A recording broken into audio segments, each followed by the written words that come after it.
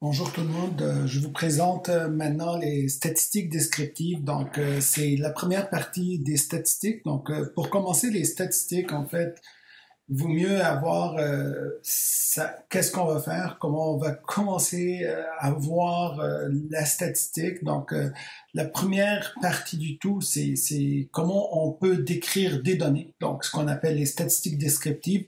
Le titre de cette partie, c'est la synthèse et la présentation de données. En fait, avant tout, on commence par faire une petite introduction de la statistique. En fait, la statistique, c'est une science. Cette science, ça fait intervenir la collecte, la présentation et l'analyse de données, ainsi que leur utilisation dans le but de résoudre des problèmes. Donc, chaque fois ou bien on va faire la collecte de données, on veut présenter ces données quelque part, ou bien on veut analyser des données, là, on est en train de faire des statistiques. En fait, les statistiques sont très importantes aujourd'hui. On les utilise pour résoudre plein des problèmes parce qu'on se base beaucoup sur les données. Aujourd'hui, la chose qui a la valeur la plus importante, c'est la donnée.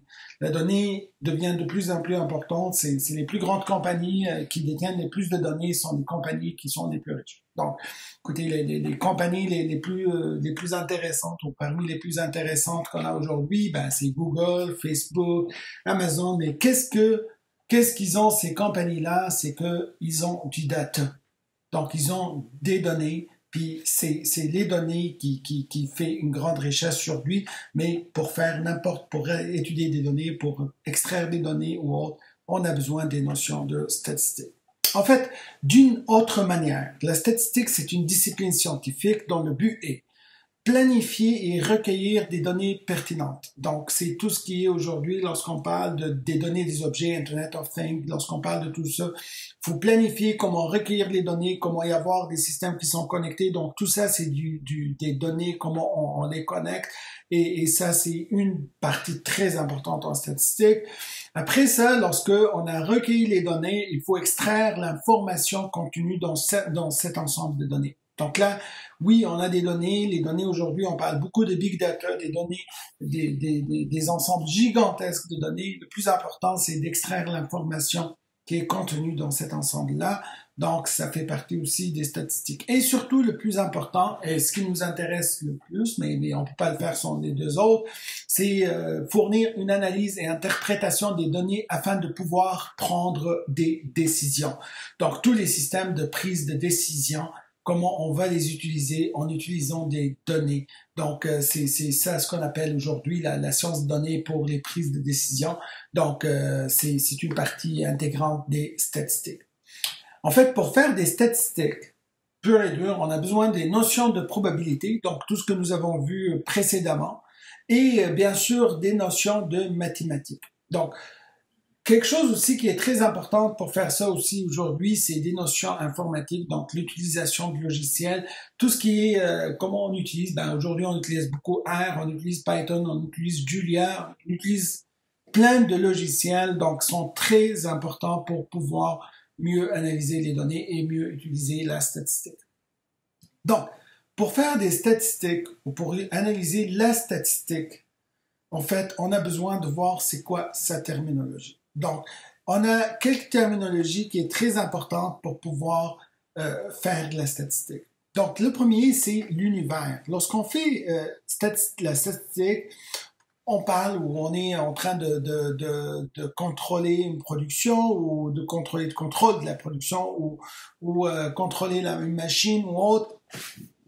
Le plus important, c'est quoi notre univers? Donc, notre univers, ce qu'on appelle l'univers, généralement on l'appelle U, ça représente l'ensemble de tous les êtres ou tous les objets sur lesquels porte l'étude statistique. Donc, on peut avoir une infinité d'objets. Donc, un univers est généralement infini.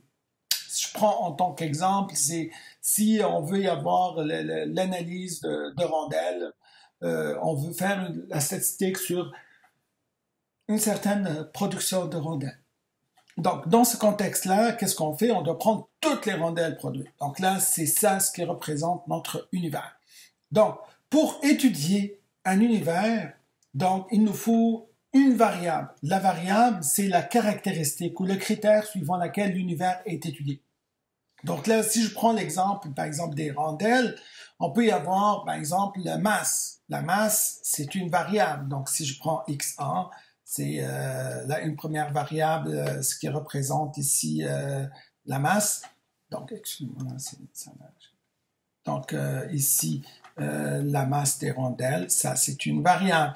Si je prends x2, ben, la résistance. La résistance aussi, c'est une variable. Si je prends x3, donc on peut avoir encore la variable x3, c'est le diamètre. Donc, ainsi de suite. On peut y avoir plusieurs variables pour le même univers. Donc, la variable, en fait, c'est la caractéristique ou le critère suivant laquelle l'univers est étudié. Une variable peut être qualitative, donc comme ici, on a quantitative, donc j'ai mis, mais on peut avoir aussi qualitative, comme si je dis x4, elle est conforme. Oui ou non. Donc là, c'est qualitative, on donne une qualité. Ou bien x5, couleur. Ou bien x6, matériaux utilisés. Donc là, vous voyez là, on peut y avoir plusieurs variables pour notre même univers. Donc, lorsqu'on applique une variable à l'univers, si je vais prendre chacun des éléments de cet univers-là, donc je prends chaque objet, et pour chaque objet, je vais prendre la mesure de la variable. Si je prends toutes ces mesures-là, j'obtiens la population. Donc, la population, ça veut dire, c'est que si je prends ici x1, la population x1, ça veut dire ici ben, la masse du premier, la masse du deuxième, la masse du troisième, la masse de la quatrième, ainsi de suite, ce qui est infini. Donc, tout comme un univers, la population est généralement infinie et on l'a pas. Donc, je vais prendre la mesure sur tout l'univers. Donc, c'est pour ça qu'en général, on prend une unité expérimentale. C'est quoi une unité expérimentale? C'est un être ou c'est un objet que je prends de l'univers. Donc, je vais aller ici à l'univers, puis je vais prendre, ben voilà, je vais prendre un objet, puis là, je vais l'utiliser pour faire des mesures. Donc, en général, certaines mesures sont destructives. Donc, plusieurs mesures qu'on fait lorsque on va faire des essais et tout, c'est comme après ça, l'objet devient inutilisable. Donc, en général, ces objets-là, on les retire, on prend la mesure là-dessus. Donc, généralement, on ne prend pas la mesure sur un seul objet. C'est pour ça qu'on va, au lieu de prendre un élément, on va prendre un échantillon. Donc là, je vais ici, je vais prendre ces éléments-là. Je vais prendre une autre couleur, là, c'est ces éléments-là. Puis là, je vais dire, ben, hop, j'ai ici un échantillon. Donc là, j'ai un échantillon. Ben, un échantillon, c'est un sous-ensemble d'unités expérimentales, donc prises au hasard dans l'univers. Donc, ça doit être pris au hasard. Donc, il y a deux choix possibles. Ou bien que je peux prendre un échantillon d'unités expérimentales, c'est comme ici, on va aller à l'univers et je vais prendre un élément.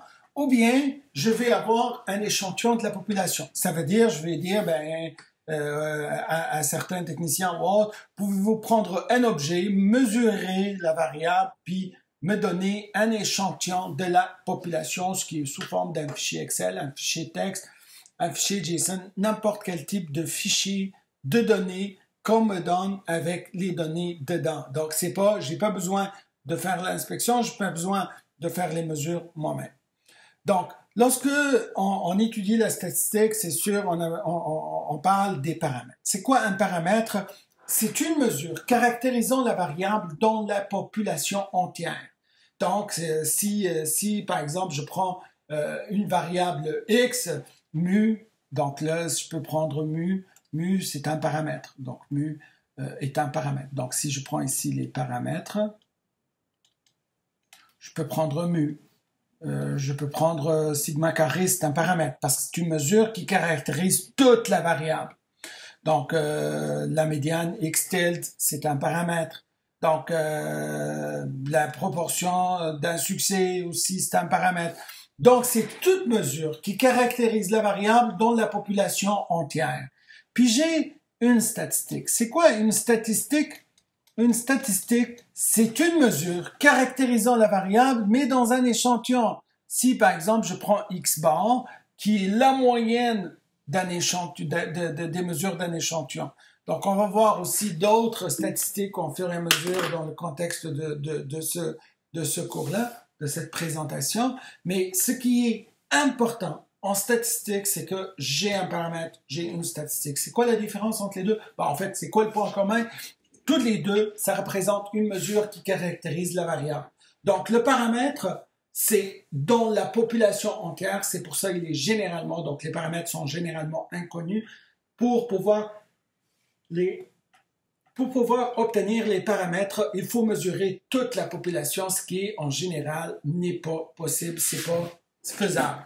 Par contre, une statistique, c'est quelque chose que je peux faire parce que je prends un échantillon, je peux prendre des mesures des éléments de l'échantillon et je peux prendre cette mesure-là dans un échantillon. Donc, ce sont des points qui sont très importants. C'est la différence entre c'est quoi un paramètre, c'est quoi une statistique. Donc, ce chapitre traite en fait de la statistique descriptive. Donc, on va voir comment on va décrire les données. Il s'agit d'un ensemble de méthodes qu'on va utiliser.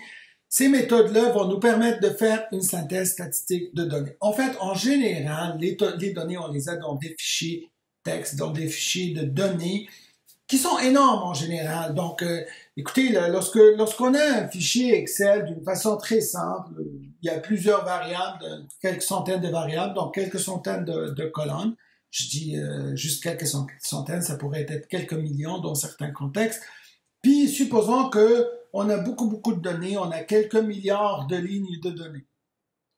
Premièrement, ce fichier Excel, si vous voulez, c'est pas un fichier Excel, avant tout, c'est un fichier de données. Ça pourrait être, par exemple, un fichier CSV ou autre. Si je veux l'ouvrir avec un éditeur de texte ou avec Excel ou avec whatever, je suis pas sûr que l'ordinateur serait capable de l'ouvrir. Ça dépasse la capacité de l'ordinateur. Mais si je fais un fichier plus simple, j'ai 2-3 colonnes, puis j'ai quelques millions de lignes. Donc, c'est un fichier que s'ouvre avec même Excel, ça s'ouvre avec n'importe quel éditeur de texte. Mais le problème, quand j'ouvre ce fichier-là, j'ai des millions de lignes.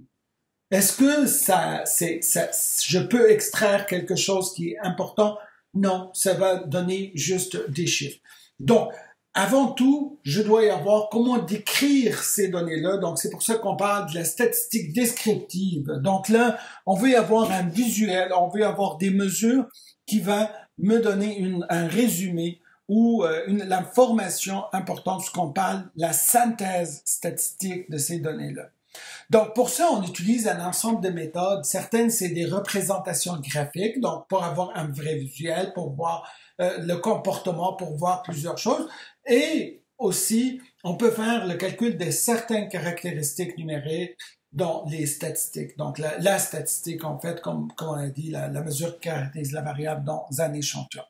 Donc, les données à examiner dans ce contexte-là proviennent généralement d'un échantillon. Donc là, on a des échantillons. À partir de ces échantillons-là, on peut analyser les données. Donc, on va commencer premièrement par les représentations graphiques. En fait, il existe plusieurs méthodes de représentation graphique et tabulaire de données. Il y a énormément là. C'est tout ce qui est le visuel. C'est un sujet très intéressant aujourd'hui. On fait beaucoup pour la visualisation de données. Donc, c'est un sujet qu'on veut le faire. On va y avoir des nouvelles outils, surtout pour le big data et tout. Donc, nous représentons ici, en fait, un certain nombre, donc très limité de graphiques, ainsi que le but essentiel recherché par chacun. Les diagrammes servent à illustrer une série de données, mais certains, on peut les utiliser pour 2 séries et plus. Donc, généralement, lorsqu'on fait un diagramme, c'est pour une variable, disons, une population, mais ça pourrait être pour plusieurs. Puis ça pourrait être aussi pour plusieurs, là, c'est plusieurs catégories ou autres. Donc, le premier qu'on utilise, c'est le diagramme tige-feuille ou ce qu'on appelle le stem and leaf. Donc, c'est quoi ça? Il s'agit d'une représentation des données dans laquelle chaque observation est divisée en 2 parties. Donc, une partie qui est une tige et l'autre partie, c'est la feuille. Pour l'ensemble des observations, on obtient que ce soit des lignes horizontales ou verticales, chaque ligne débutant par une tige. Donc, si on fait un petit exemple là pour illustrer, puis entre parenthèses, tout ça là, c'est pas des choses qu'on fait à la main en général. Donc, ce sont des choses qu'on utilise des logiciels. Mais là, c'est juste à titre illustratif. Je vais utiliser quelques contextes. Donc, si je prends l'exemple suivant. Donc, pour cet exemple, si on veut y avoir ces données-là, on va faire un tige et feuille. Donc, premièrement, qu'est-ce que ça peut faire un tige? Donc, tout ce qui est les dizaines, centaines, là, je pense que ça pourrait nous faire des tiges. Donc, si je fais la tige ici, 22, 24, 26, 28, 30, puis je pense qu'on a même 32. Donc, si on voit ici, donc comme je vous ai dit, moi je connais ces données-là, mais c'est très petit, mais généralement on utilise des ordinateurs. Donc là, on a la tige, puis là on va voir chacune des données. Donc la première donnée, ça fait 223. Donc devant 22, on va mettre 3. La deuxième, 241, devant 24, on va mettre 1. 245, on va mettre un 5 devant 24. 265, un 5 devant 26. 268, un 8 devant 26. 267, un 7 devant 26. Écoutez, il n'y a pas d'ordre. On n'a pas besoin de faire de l'ordre ici. Là. On peut le mettre directement comme ça. Puis si ça se répète encore le même chiffre, on le revêt encore. Donc, 267, 228, donc 301, 300, 301, donc encore un autre 1, 321, 282, 286, 288. Donc là, on a fait un diagramme tige et feuille. Donc, c'est quoi l'importance de ce diagramme-là? Comme vous voyez la ligne de données ici dans le fichier, là, c'est vraiment des numéros. Des numéros comme ça me donne aucune allure. Là. Oui, je peux voir. Mais là, quand je représente comme ça, vous voyez, je peux voir certainement une des choses, par exemple, que je peux voir, je peux avoir la distribution, l'allure de la distribution, je peux voir la symétrie, je peux voir plein de choses. Donc, en fait, le diagramme tige et feuille, c'est utilisé surtout lorsqu'on a très peu de données. On n'a pas beaucoup de données, c'est très peu, puis j'ai pas besoin de représenter, donc les représenter comme ça, c'est facile. Si j'ai beaucoup de données, ou bien ça va faire beaucoup de lignes, ou bien ici, là, ça va être tellement long partout que ça n'a pas de sens du tout. Donc, lorsque j'ai très peu de données, je veux les illustrer, ça me sert à voir tout ce qui est la symétrie, tout ce qui est l'allure de la distribution. Donc, c'est très important de faire des diagrammes comme ça, et surtout dans le contexte de peu de données. Donc, la deuxième représentation, c'est la distribution des fréquences. Donc, la distribution des fréquences, en fait, c'est une représentation tabulaire. C'est un tableau dans lequel, donc, cette représentation, on regroupe les données par classe. En fait, les limites des classes doivent être bien définies de sorte que chaque observation appartienne à une et seule classe. Le nombre de classes ne peut être ni trop bas ni trop élevé. Généralement, on parle entre 6 et 12 classes. En fait, il n'y a pas de limite. Techniquement, je peux faire même sans classe. Mais n'oubliez pas que l'objectif de ce qu'on fait en statistique, c'est d'avoir une bonne représentation. Une représentation, ça veut dire c'est quelque chose que je peux le faire. Donc, à moins de 6, donc vous voyez même ici, même avec le système and lift que j'ai fait ici, c'est 6. Mais moins de 6, ça devient comme très très peu de classes, puis il n'y a pas grand-chose à explorer.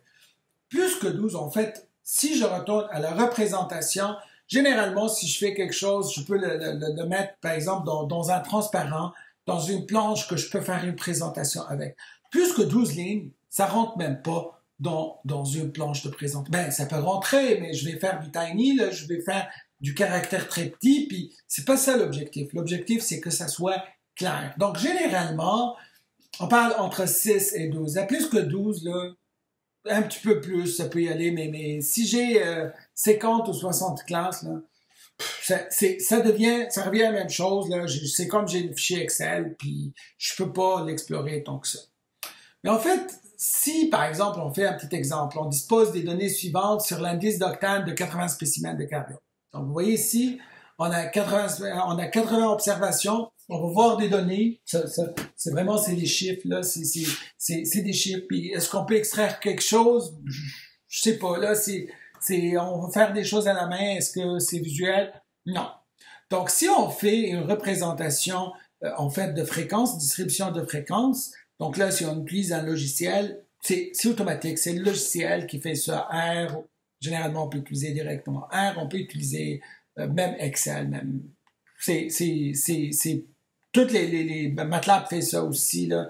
C'est généralement tous les outils qui font des statistiques ou qui font une analyse statistique peuvent donner ça. Donc, en fait, ça donne de quoi en général? Ça nous donne la fréquence relative. Donc, la première colonne, ça va nous donner la fréquence relative de chacune des classes. La deuxième colonne, ça donne ce qui est la fréquence cumulative. Donc là, jusqu'à 91, il y a 45 éléments. Jusqu'à 99, il y a 79. Jusqu'à 101, ben, toutes les données sont inférieures à 101, là, il y a 80. Donc, on a 80 objets. Puis là aussi, optionnel, on peut y avoir toujours les pourcentages, là, c'est des pourcentages relatifs et des pourcentages cumulatifs. Ça nous donne comme une idée, comme une proportion ou une probabilité, donc ça donne les choses. Donc, c'est quoi l'importance de ça? Donc, si je fais avec un système analytique, si je fais des RAM TGFI, notez bien que j'ai ces lignes-là, je vais avoir 23, 21, 17. Ça va pas être beaucoup d'éléments, c'est pas très pratique. Donc, de l'avoir en chiffres comme ça donne mieux. Donc, si vous voyez l'exemple de diagramme TGFeuille, si je le fais ça, ça fait 2, 2, 3, 3, 3, 1. C'est des chiffres très semblables, alors que en TGFeuille, ça m'a donné une idée de la distribution. Mais là, en fréquence ici, ça me donne une idée. Donc, grosso modo, c'est ça le but d'un tableau de fréquence. Mais le tableau de fréquence lui-même, je peux le représenter sous forme d'histogramme. Donc, c'est plus visuel. Donc, on peut illustrer la distribution des fréquences d'une variable à l'aide d'un histogramme. En fait, c'est quoi un histogramme? C'est un graphique où chaque classe est représentée par un rectangle dont la surface est proportionnelle à la fréquence relative de la classe. Deux possibilités on a les fréquences relatives, donc là, c'est ça ce qu'on utilise souvent. C'est la courbe formée de segments de droite rejoignant les milieux de sommet des rectangles. Là, on peut l'utiliser, puis ça donne ce qu'on appelle le polygone des fréquences. En fait, les fréquences cumulées, on peut les utiliser et on obtient un histogramme de fréquences cumulées.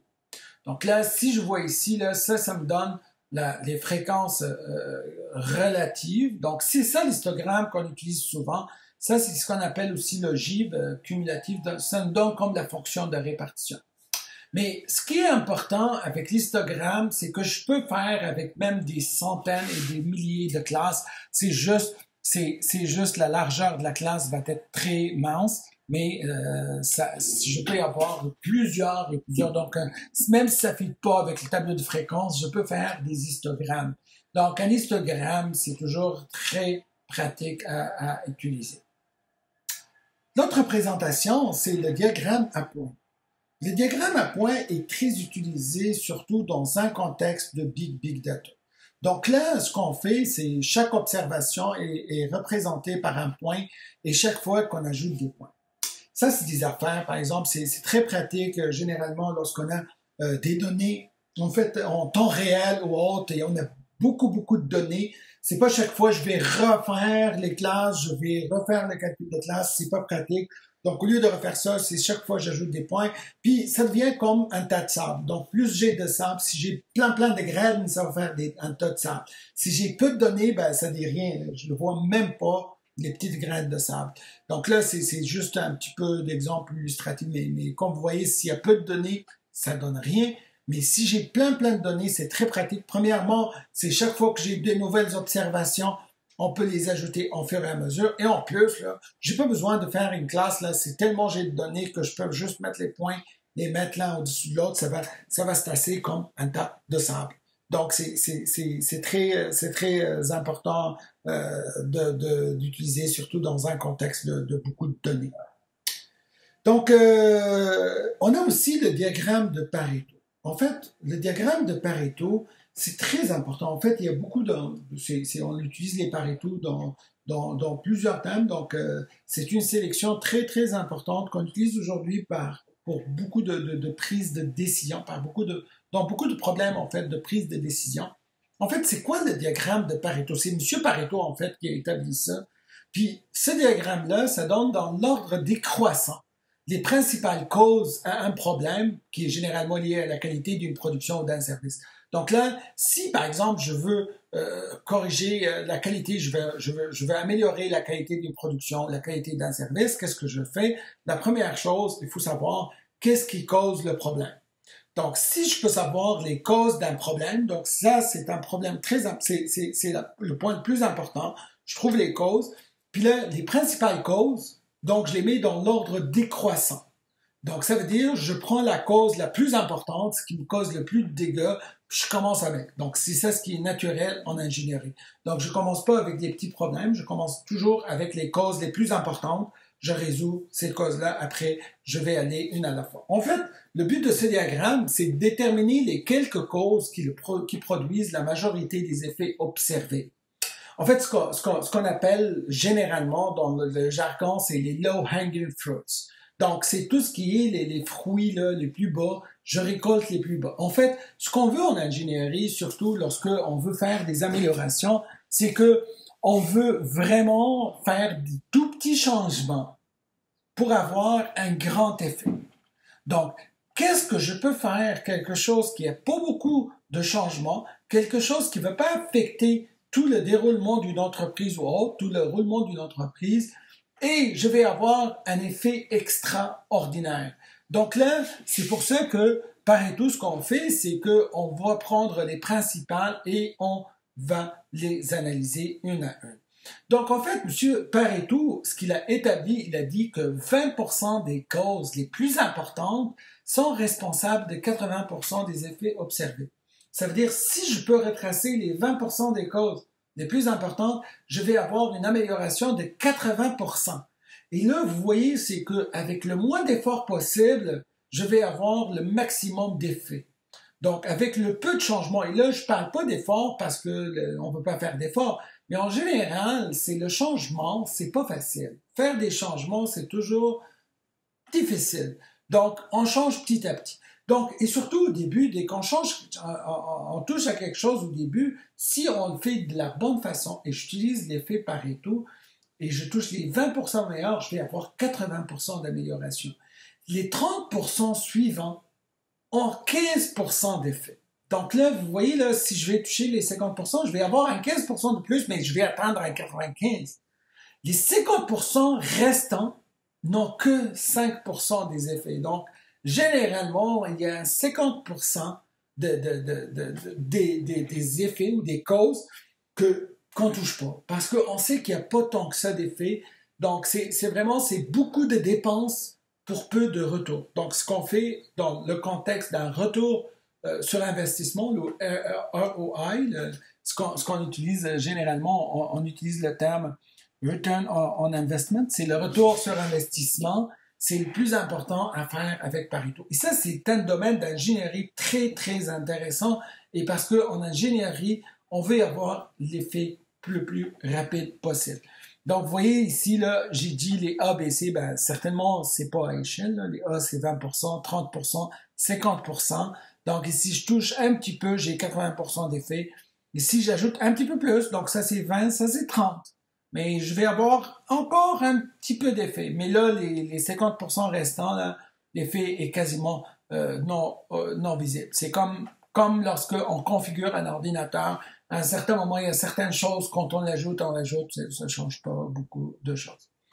Juste ici, juste à titre illustratif, si on parle de table de billard ici, puis comment on peut voir les problèmes et c'est quoi la perte qui va engendrer, donc avec le diamètre, avec le contour. Donc on voit, il est très important de voir le contour. S'il n'y a pas le contour, c'est bon. Mais là, c'est pour les scratchs, là, c'est certainement, c'est pas ma priorité, ni le scratch, ni les pinholes, là. Ça va pas être une priorité parce que ça, c'est vraiment, même s'il y a quelque chose, je vais dépenser plus que je vais avoir comme retour sur investissement. Donc, un autre diagramme qu'on utilise souvent, c'est les diagrammes, en fait, les diagrammes chronologiques. Donc, ce sont des diagrammes qui peuvent nous donner l'évolution en fonction du temps, par exemple. comme les titres boursiers, comme la température dans une ville ou autre. Ou par exemple ici, si on voit l'exemple ici, c'est la demande d'électricité en kilowatts dans un immeuble de bureau. Il est très important pour satisfaire par exemple la consommation ou satisfaire la demande. Par exemple, qu'Hydro-Québec doit savoir qu'est-ce que ça prend. Donc, puis là aussi, on peut voir des comportements et comment les corriger. Puis, on peut savoir des causes à effet aussi. Par exemple, si on voit ici une grande consommation qui arrive à 16-18 heures, ben, ce qui est normal. En hiver, c'est le chauffage, le chauffe-eau, tout le monde qui rentre l'heure du souper et tout. Donc, ça, c'est un cas qui est quand même facile à exploiter, mais il y a des outils pour analyser ça après, mais ce sont des choses qui sont quand même pas mal utilisées. Donc, l'autre chose qu'on fait, c'est les descriptions numériques. Donc, en fait, ici, on va voir quelques descriptions numériques. En fait, c'est ça la statistique. Donc, ces descriptions-là, on distingue deux mesures qu'on fait. Donc, on a deux types de mesures. Donc, les mesures de tendance centrale ou les mesures de dispersion. Donc, en général, on veut voir ces mesures-là. Donc, les mesures de tendance centrale, c'est ce qu'on connaît. Ben, la moyenne, la médiane, le mode. Mais là, ce qu'on a vu jusqu'à maintenant, c'est la moyenne mu. Donc, mu, c'est un paramètre. Donc, la moyenne mu, c'est un paramètre. Donc, c'est pas ça ce qu'on cherche. On ne le connaît pas. Là, je cherche la moyenne d'un échantillon.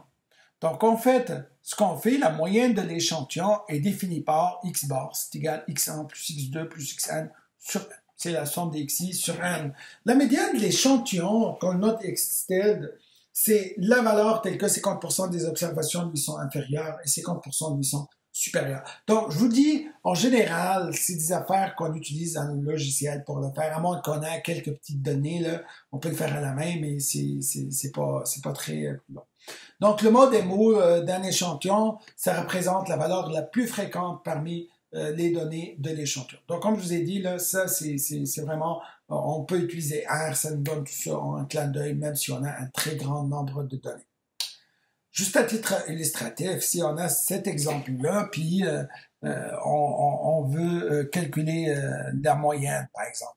Si on veut calculer la moyenne, donc c'est x bar, c'est égal 2,6 plus 3,7 plus 3 plus 5,5 plus 2,3 plus 3,7, le tout sur 6, et on obtient la moyenne. Donc, on peut la calculer.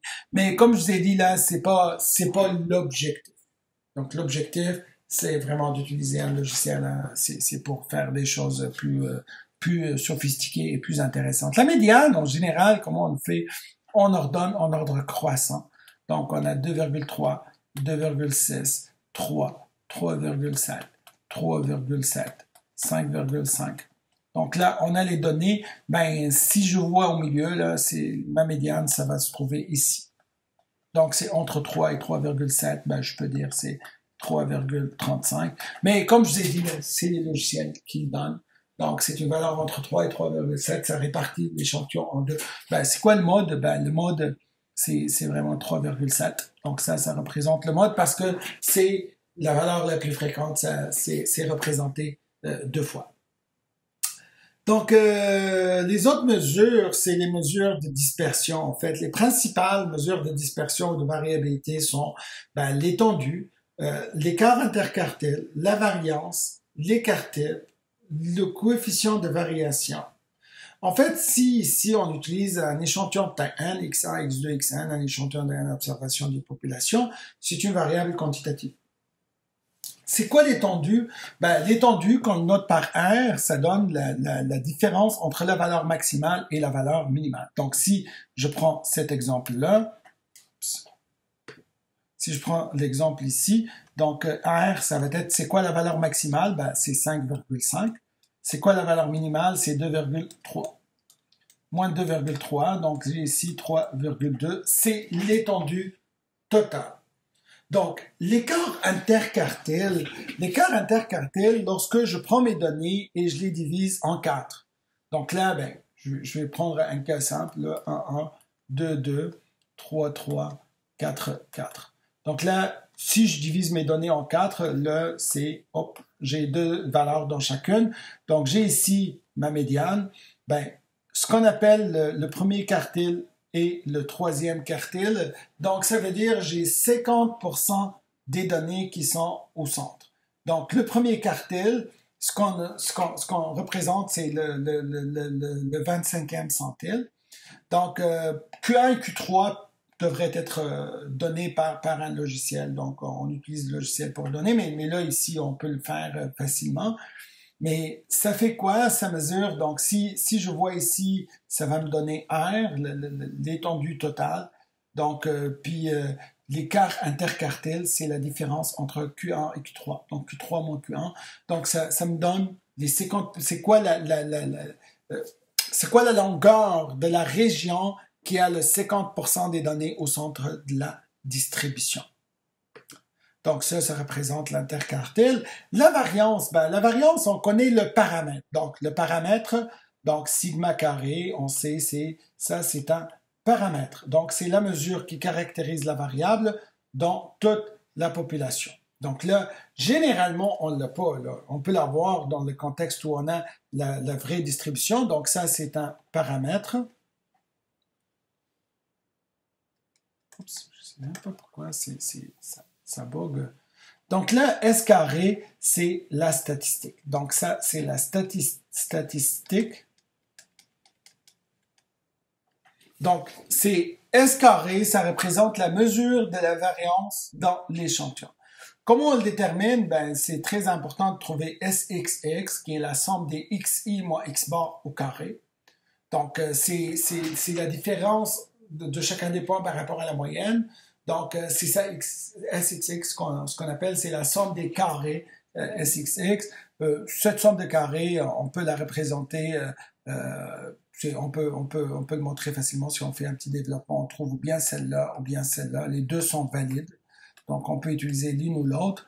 Puis, la variance S carré, ça fait SXX sur N-1. Donc, c'est là où on trouve la variance, la formule de la variance. Donc, c'est la moyenne des écarts au carré. On divise par N-1, c'est pas par N. Faites toujours attention, on va voir plus tard pourquoi, lorsqu'on avance au cours. Donc, donc là, si on veut faire la variance, on peut la calculer directement. Puis, écoutez, c'est comme ça que ça se fait dans tous les logiciels, que ce soit même Excel, MATLAB, n'importe quoi, là, sont toutes, on utilise celui-là. L'écart type, c'est la racine carrée de la variance. Donc, c'est vraiment, c'est la variance, c'est la même chose. Mais là, c'est noté que c'est toujours la statistique, c'est pas le paramètre. Donc, le paramètre, c'est sigma, la statistique, c'est S. Le coefficient de variation de l'échantillon, comme notre CV, c'est l'écart type sur X bar. Donc, c'est ce rapport-là. Donc, on peut calculer ces valeurs-là. Je ne vais pas le faire, là, mais vous pouvez les calculer toutes. Donc, c'est juste du calcul qui est simple.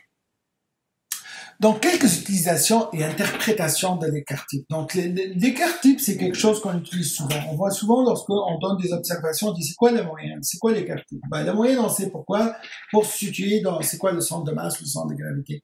Mais en général, l'écart type, c'est cette distance-là, ça sert à quoi? Donc, si j'ai un échantillon de taille N, un échantillon de moyenne X bar et d'écart type S, alors, les proportions de données dans l'intervalle X bar plus ou moins S, ça devrait représenter 68% des données. X bar plus ou moins 2S, c'est 95% des données devraient se trouver dans cet intervalle-là.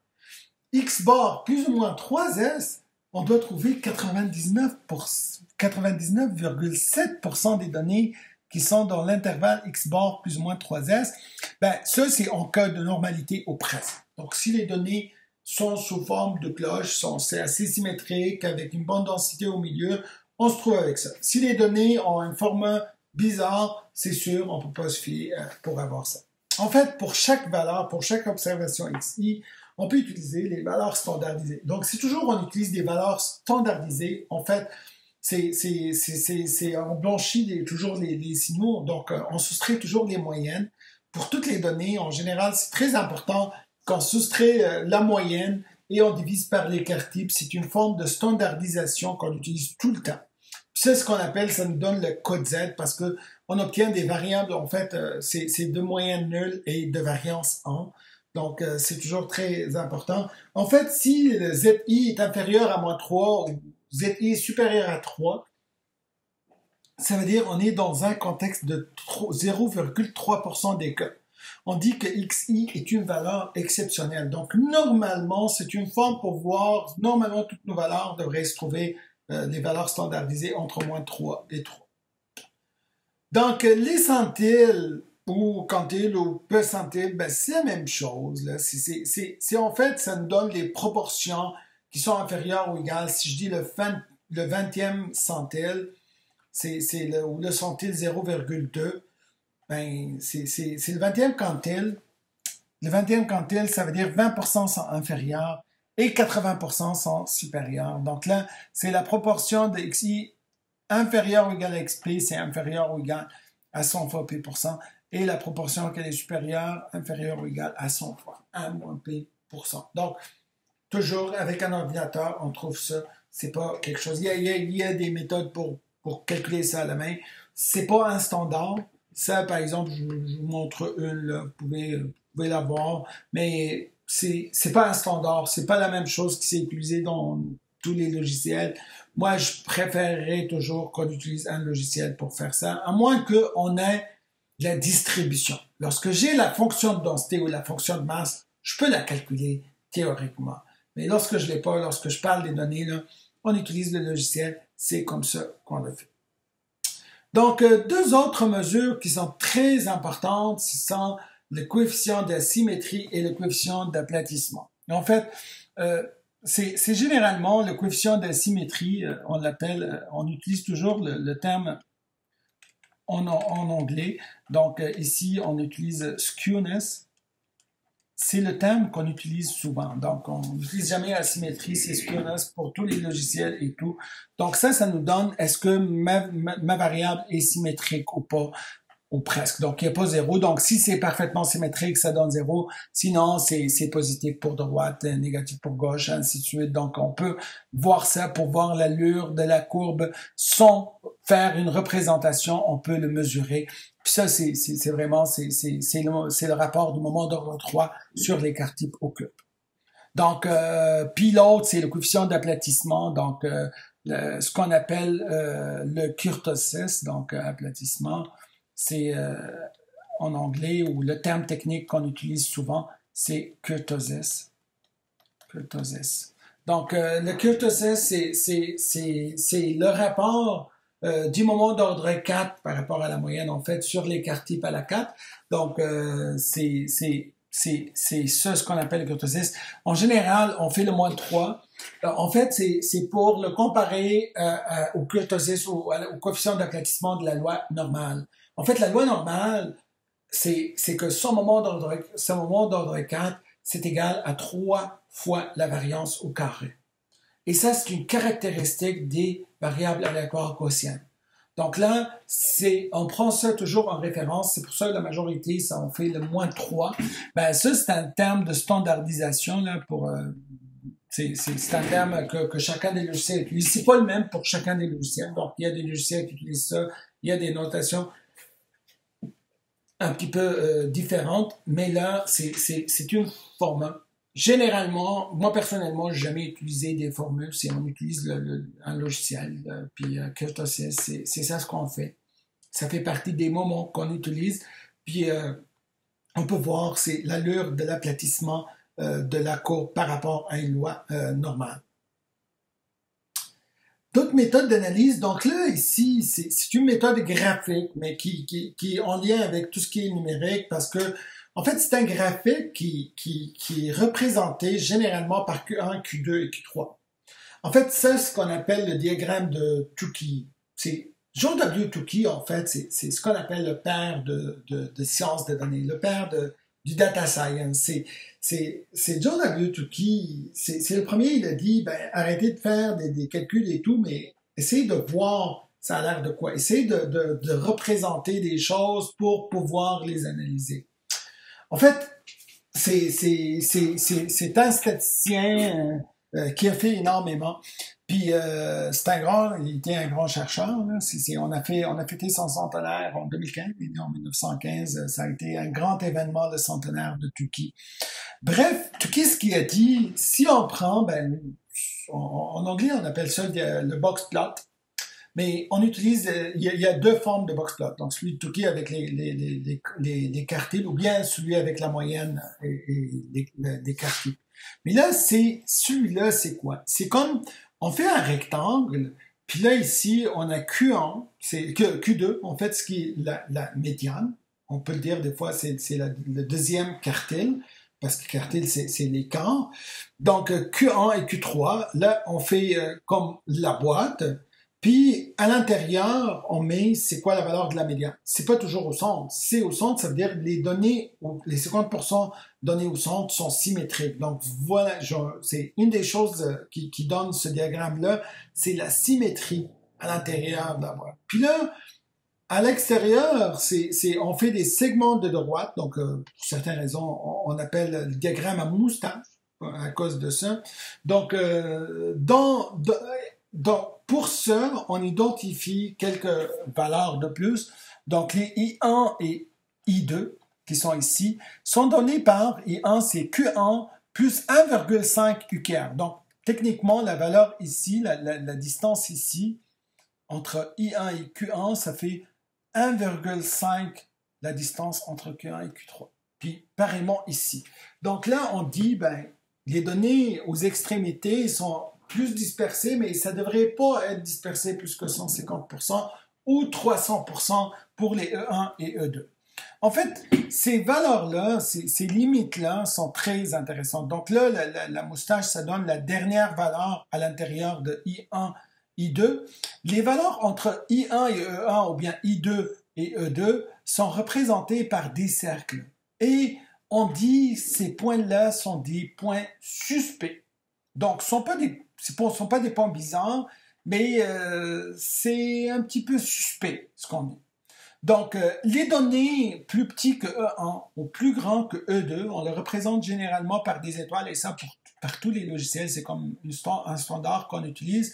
Et ça, on dit c'est des données aberrantes. Donc, il faut faire attention, lorsqu'on a des données aberrantes, à bien les traiter. Ça veut dire que ces données-là ne sont pas là. En général, ou bien c'est une erreur de mesure, ou bien en général, ce sont des données qu'on ne devrait pas tenir lors de notre analyse. En fait, sont des mesures qui peuvent tromper toute l'analyse. Donc, on les efface jamais. Quelque chose qui est très important lorsqu'on utilise des données, on n'écrase jamais des données. Donc, tout ce qu'on fait, c'est que on va le signaler, on ne le considère pas dans l'analyse lorsqu'on le fait. Donc, ce diagramme permet de détecter la présence de données suspectes et des données aberrantes. Il permet aussi d'évaluer la variabilité et la symétrie des données. En fait, la boîte à l'intérieur donne une idée de la variabilité des 50% des données au centre, est-ce qu'ils sont symétriques ou pas. Puis les segments de droite, en l'absence de données suspectes et aberrantes, donnent une idée sur la variabilité des 25% des données supérieures et 25% inférieures. Donc là, on fait une analyse quart par quart des données. Donc, le diagramme permet aussi de comparer plusieurs groupes de données relativement aux caractéristiques mentionnées ci-dessus, ça veut dire la symétrie, les aberrances et tout. Donc, comme ici, en tant qu'exemple, si on a deux machines A et B qui servent à mettre au point un type de pièce d'équipement, afin d'étudier le temps nécessaire à la mise au point d'une pièce par chacune des deux machines, on a mesuré les durées requises pour 10 pièces produites par chacune. Donc là, on a deux machines, on va voir est-ce qu'on veut étudier le temps nécessaire pour la mise au point. On a pris 10 pièces de la machine A, 10 pièces de la machine B, on a observé les données ici, donc vous voyez toujours lorsqu'on a des valeurs, c'est des valeurs, donc c'est pas comparé, mais si je fais des diagrammes de Tukey de ça, donc on peut voir la machine A et la machine B, ça nous donne une idée de la différence des deux. Donc on peut voir que la durée de A devrait être inférieure que B. On peut voir que A, la symétrie au centre, c'est pas la même chose pour B, mais c'est un petit peu meilleur. Mais vous voyez, on peut comparer les deux en même temps. Donc, un autre graphique ou un autre diagramme qu'on utilise, donc c'est le diagramme de dispersion ou le nuage de points. Donc, ça nous permet de visualiser le type de lien qui existe entre deux variables. Supposons on a deux variables x, y. Ben, ici, je présente la résistance d'un béton en fonction de durée de séchage X. Donc, si je prends des données couplées, donc des données on couple X, Y de façon expérimentale. Donc là, ça veut dire que je prends différentes valeurs de X, je laisse sécher X pour chacune des N spécimens, par exemple. Puis pour chacun des spécimens, je vais mesurer à la fin c'est quoi la résistance. Donc, lorsqu'une telle expérience est répétée un certain nombre de fois, on peut obtenir des observations de la forme couple XI, YI, en fait pour les I de 1 à 1. La représentation des N points dans le plan, ça constitue le diagramme de dispersion ou le nuage du point. Ce qu'on appelle aussi, c'est le scatter plot. Donc, ce sont les termes qu'on utilise au logiciel. Donc, un tel diagramme peut indiquer une tendance linéaire, ben, il y a un qui manque, exponentielle ou autre. Donc, là, ça nous donne la nature de la relation entre les deux variables, puis s'il y a des tendances ou il n'y a pas. Donc, comme un exemple, si par exemple, on veut voir si je mets plus de carburant dans l'auto, est-ce que je peux y aller plus loin? Ben, c'est une expérience très simple, donc on répète 5 fois. On met chaque fois un nombre de litres, donc on voit ici, puis chaque fois on va voir c'est quoi la distance parcourue. Donc là, si on veut faire ça, ben on le voit ici, c'est quand même pas mal bon, mais si on le voit ici, on peut faire un graphique. Donc ça, c'est ce qui s'appelle un diagramme de dispersion, donc là on voit, ben oui, c'est linéaire. Il y a un point ici un petit peu bizarre, donc mais c'est la nature de conduite ou autre, mais ça donne une allure qui est quand même assez linéaire, ce qui est normal. Le diagramme montre qu'il existe une relation entre le nombre de carburants et la distance parcourue. Nous verrons au chapitre de régression linéaire comment déterminer une telle relation. Donc, si on veut mesurer le lien linéaire entre les deux, ben là, il y a ρ, là, qui est le coefficient de corrélation, qui est un paramètre.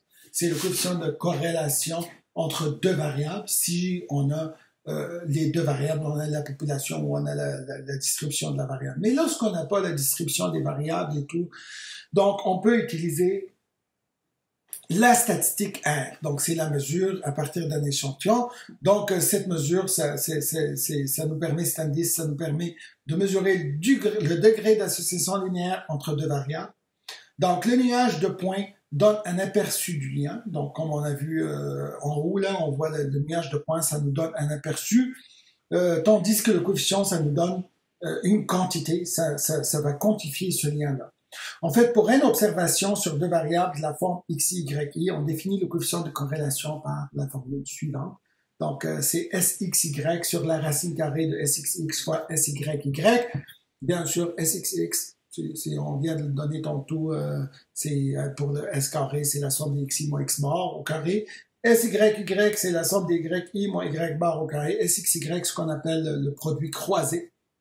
La somme du produit croisé, donc c'est la somme des xi moins x bar fois y bar. Donc, c'est toujours, on utilise les logiciels. Donc, c'est quoi R? C'est un nombre sans unité, donc qui est toujours entre moins 1 et 1, donc c'est un nombre standardisé. S'il est moins 1 ou il est égal à 1, ça veut dire on peut passer une droite parfaitement sur les points du diagramme de dispersion. Ça veut dire on a une corrélation parfaite. Ce qui n'est pas vrai, on ne devrait jamais obtenir ça. Le parfait n'existe pas. Donc, si on obtient quelque chose de parfait, ça veut dire il y a un problème. Ça veut dire il n'y a pas de variabilité, c'est un cas qui est standard, comme 1 plus 1 égale à 2, c'est un cas déterministe. Alors que ce qui n'est pas le cas en général lorsqu'on fait des expériences. Donc, si R égale à 0, on a une absence de corrélation. Mais cela ne veut pas dire qu'il n'y a pas de lien entre les deux variables. Donc, ça veut dire juste qu'il n'y a pas de lien linéaire. Donc, le lien linéaire, ça me donne, si X augmente, est-ce que Y augmente, croît ou décroît? Donc, si c'est positif, si c'est égal à 1, si c'est positif, ça veut dire j'ai une corrélation positive, ça veut dire j'ai une idée, lorsque X croît, généralement Y va croître. Si elle est négative, ça veut dire c'est corrélé négativement. En fait, ça veut dire les deux variables varient dans un sens contraire. Donc, généralement, lorsque R en valeur absolue est supérieur à 0.8, on parle d'une corrélation forte. Si c'est entre disons 0.3 ou 0.2 à 0.8, on dit moyenne. Inférieur à 0.2, on dit faible. Il n'y a pas une échelle standard, là, mais à vous de juger entre 0 et 1, c'est quoi qui est fort, c'est quoi qui est moyen, c'est quoi qui est faible, mais ça dépend du cas. Donc, en général aussi, lorsqu'on a beaucoup de données, il arrive qu'il y a des données qui se répètent. Donc, il arrive des fois que dans un échantillon XA, XN, soit on fait constituer de P valeurs distinctes. Donc, ce ne sont pas les N valeurs sont distinctes, mais la valeur X1, ça paraît N1 fois, la valeur X2, ça paraît N2 fois, la valeur XP, ça paraît NP fois dans l'échantillon. Donc, bien sûr, la somme des NJ, c'est égal à N, parce que c'est une taille d'échantillon N. Dans ce contexte-là, j'ai pas besoin de faire X1 plus X1 plus X1, N1 fois, X2 plus X2 plus X2, N2 fois, ainsi de suite. Donc, généralement, ça nous simplifie le tableau, ça nous donne un calcul plus simple. Puis là, par exemple, si je veux faire la somme des xi, ben, on peut faire juste la somme des nj fois xj. Donc, x1 fois n1, c'est mieux que de faire x1 plus x1 plus x1, n1 fois, ainsi de suite pour toutes les autres. Donc, en fait, si je veux calculer x bar, ben, ici, ça nous donne que c'est la somme des xi sur n, donc ça va faire la somme des nj fois xj sur n, qui est la somme des nj. Donc, dans un tableau comme ça, c'est ça les outils qu'on utilise. La même chose pour s carré. Donc, on peut le faire, c'est la somme des nj fois xj carré, moins n fois x bar carré sur n moins 1. Donc, ce sont des outils pour faciliter les tâches. Donc, si par exemple ici, là, j'en prends ce dernier exemple pour finir avec les statistiques descriptives.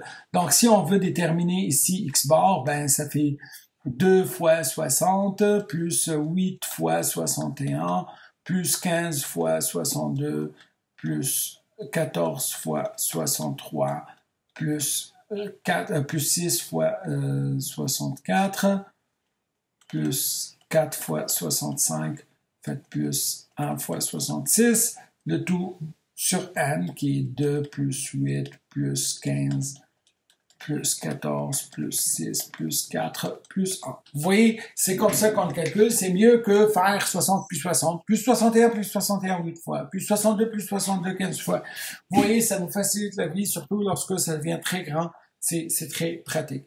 Donc, si on veut déterminer S carré, donc ça va faire quoi? Ça va être 2 fois 60 au carré, plus 8 fois 61 au carré, plus 15 fois 62 au carré, ainsi de suite, plus 1 fois 66 au carré, le tout sur, ben, ça, c'est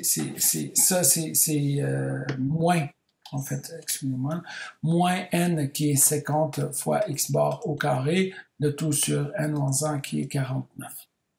Donc, vous voyez, on peut trouver ça d'une façon très simple. Donc, on a ici 50 données. Donc, si on veut déterminer la médiane, ben, la médiane, c'est la valeur entre la 25e et la 26e parce qu'on divise en deux. Donc, on voit ici, 25 données sont là. Donc, ça, c'est 25 données, puis ça, c'est un autre 25 données à partir de 14. Donc, si vous voyez ici, là, c'est ici, c'est un autre 25 données. Donc, on peut dire que ça, c'est égal à 62,5. Donc, juste à titre illustratif, ce chapitre-là, et vraiment, c'est pas des choses qu'on devrait faire à la main. Donc, la majorité, c'est des choses qu'on fait à l'aide d'un logiciel. Donc, on privilégie R ou Python, qui sont les outils utilisés aujourd'hui pour tout ce qui est les sciences de données, tout ce qui est l'analyse des données en général. Donc, avec ça, écoutez, là, après ça, c'est juste l'interprétation, comment on va appliquer ça. On va voir la suite des statistiques pour faire ça. Donc, avec ça, on a fini le chapitre. Donc, merci beaucoup pour votre écoute.